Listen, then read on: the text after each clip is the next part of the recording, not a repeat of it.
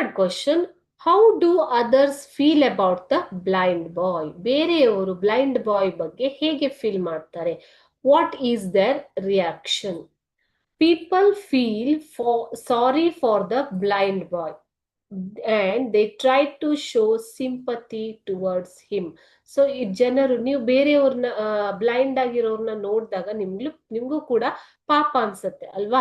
So ಅದೇ ರೀತಿ they feel sorry for the blind boy and they try to show sympathy towards him. ಆತನ ಬಗೆಗೆ sympathy ಅಂತಂದ್ರೇನು ಮಕ್ಳೇ? ಕರುಣೆ ಅಥವಾ ದಯೆಯನ್ನ ತೋರಿಸೋದಿಕ್ಕೆ ಸ್ಟಾರ್ಟ್ ಮಾಡ್ತಾರೆ.